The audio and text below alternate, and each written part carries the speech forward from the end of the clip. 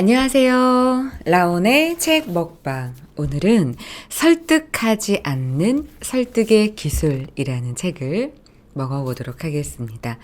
쇼지 마사히코의 작가의 책이고요. 이현욱 씨가 옮겼네요. 설득의 노하우를 제시하는 실용서라고 합니다. 오늘 이 책을 아주 맛있게 먹어보도록 하겠습니다. 사람은 이성이 아니라 감정으로 움직인다. 사람을 설득하기 위해서는 전문 지식과 대인관계 능력이 필요하다는 이야기를 했다. 실제로 사람은 이성적으로는 납득을 해도 자신의 감정에 반하는 행동은 절대로 하지 않는다. 이것은 오랜 기간 변호사로 일하면서 얻은 확신이다. 카네기 인간관계론으로 유명한 데일 카네기도 인간은 감정의 동물이라고 말했다.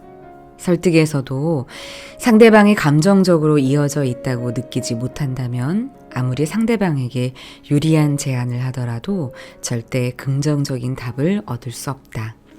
그래서 여기서는 상대방과 감정적으로 이어지는 것에 대해 설명하려고 한다. 최근 주목을 받고 있는 행동 경제학 분야에서는 인간은 합리적으로 행동한다라는 기존 경제학의 전제에 이의를 제기한다.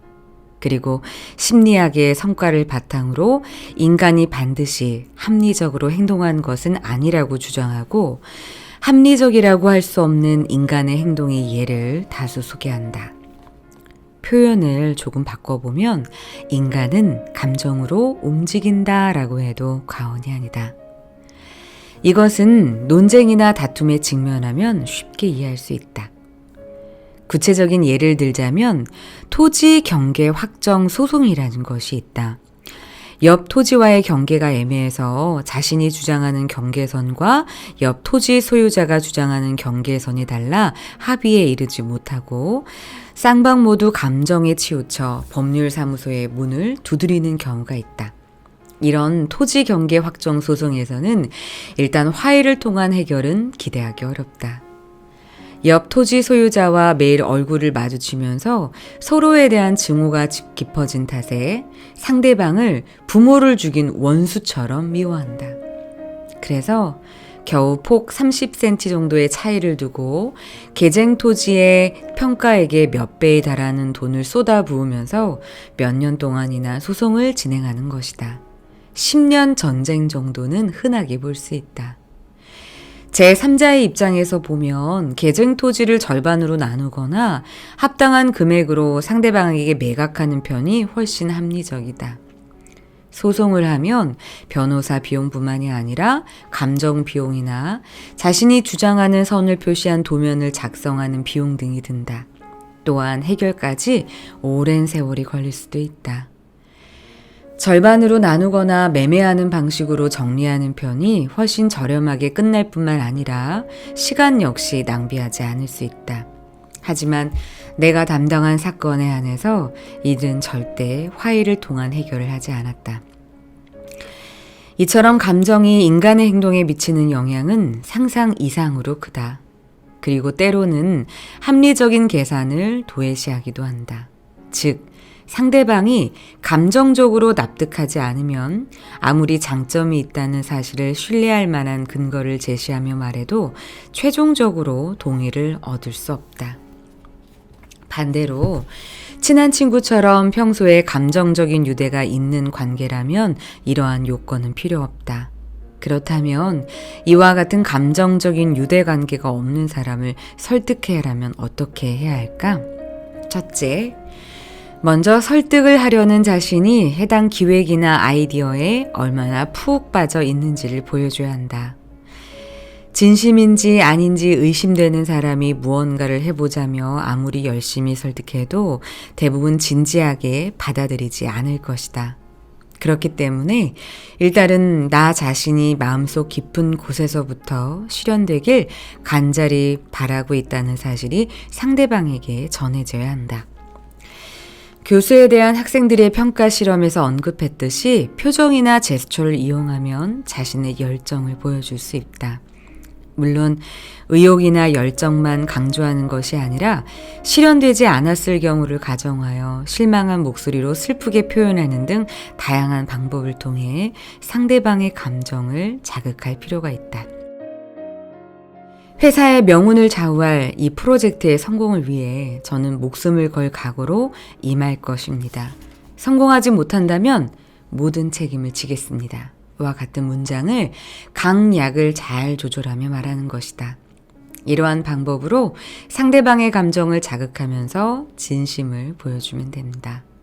두 번째, 설득하려는 상대방의 감정적인 욕구를 파악해야 한다. 상대방이 감정적으로 확실하게 납득할 수 있도록 설득해야 한다는 뜻이다. 이때는 상대방의 감정적인 욕구를 정확하게 파악하여 그것을 충족시켜 주면 된다. 상대방의 감정적인 욕구를 확실하게 파악하여 그것을 충족시키는 구체적인 예를 들어보자. 부하 영업사원이 나름대로 좋은 성과를 내고 상사에게 보고하는 상황을 상상해보자. 부하의 감정적인 욕구는 당연히 상사의 칭찬을 듣는 것이다. 그렇기 때문에 이때 상사는 회사를 위해 최선을 다해줘서 정말 고맙다. 이 기세로 남은 일도 잘해주길 바란다 라고 말해야 한다. 이 정도 하는 건 당연한 일이다. 앞으로 남은 일이 문제다 라고 말해서는 절대 안 된다.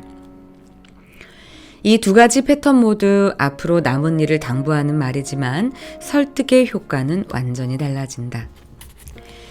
상사에게 성과를 보고하기 위해 찾아온 부하는 설사 부분적인 성과라고 해도 그 결과에 대해 칭찬받기를 기대하고 있을 것이다. 그런 마음으로 찾아온 부하의 칭찬받고 싶다는 감정적인 욕구를 파악하지 못하는 것은 논외의 문제다. 그런데 만약 상대방의 감정적인 욕구를 파악했다 해도 말이나 태도로 표현하지 않는다면 부하에게는 전해지지 않는다. 그렇기 때문에 감정적인 욕구를 파악하여 그 욕구를 충분히 충족시켜줄 정도로 표현하는 것이 중요하다. 그런데 설득할 상대가 다수인 경우는 상대방의 감정적인 욕구를 충족시키기가 더 어려워진다. 다수가 원하는 감정적인 욕구를 파악하여 그것을 말로 표현해야 하기 때문이다. 일본의 경제학자 오마에 게니치는 강연을 할 때 청중의 모습을 천천히 관찰하면서 청중들이 무엇을 원하는지를 파악한다고 한다. 상황에 따라서는 강연 내용을 변경하기도 한다.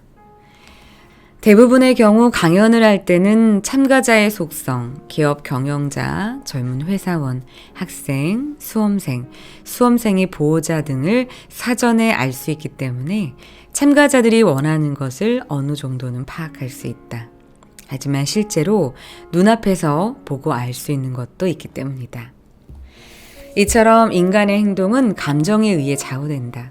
이 사실을 있는 그대로 받아들이고 자신의 열정을 보여주면서 상대방의 감정적인 욕구에 맞추어서 설득을 해보자. 이렇게 하면 마지막에 상황이 뒤집어질 위험은 일단 없다고 할 수 있다. 책 주세요, 책. 오늘은 설득하지 않는 설득의 기술에 대해서 먹어봤습니다. 감정이라는 부분이 굉장히 중요하죠. 공감을 해야 이 사람이 내 말을 들을 수 있는 귀가 열린다라는 말도 있잖아요. 그만큼 누군가를 설득할 때 같은 마음, 공감, 서로 통하는 마음을 갖는 것이 중요하다라는 생각이 듭니다. 네, 오늘 이 책 맛있게 읽어봤습니다. 네, 여러분 책 내용 좋았다면 꼭 구입하셔서 한번 읽어보시고요. 네, 구독, 좋아요, 댓글 부탁드릴게요. 안녕.